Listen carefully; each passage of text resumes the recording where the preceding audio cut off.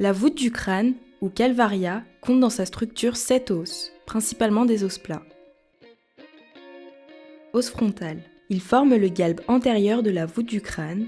Il est composé de l'écaille, elle forme la partie antérieure de l'os frontal. Les processus zygomatiques. Ils sont inférolatéraux et viennent s'articuler avec les os zygomatiques. Cet os forme la paroi latérale de l'orbite ainsi que la pommette. Il forme aussi la glabelle, relief situé au-dessus des os nasaux, entre les sourcils.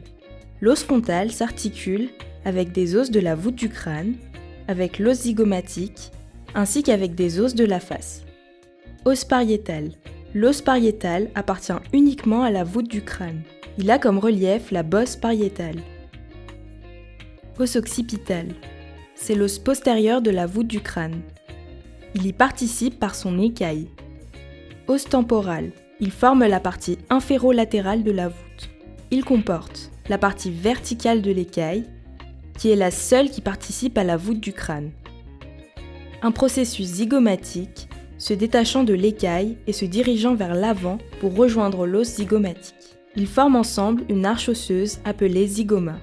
Cette arche osseuse, située en dehors de la voûte du crâne, va former un orifice avec elle, livrant passage au muscle temporal, ou muscle masticateur.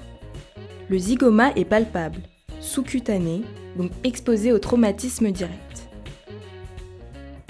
Un processus mastoïdien, expansion osseuse qui se dirige vers le bas. Il est palpable puisqu'il est assez important et est situé en arrière du pavillon de l'oreille. La mastoïde est une expansion de la partie pétreuse dont elle constitue la base. La partie pétreuse est une partie de l'os temporal sur laquelle vient s'appliquer l'écaille. Il s'agit de la partie de l'os temporal qui participe à la base du crâne.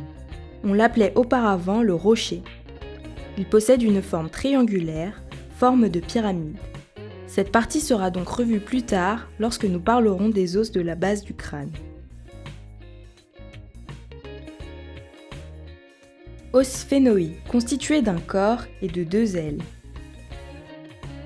Le plan temporal de la grande aile, ou extrémité, participe à la voûte. Le plan orbitaire de la grande aile forme la paroi postérolatérale de l'orbite, fond de l'orbite.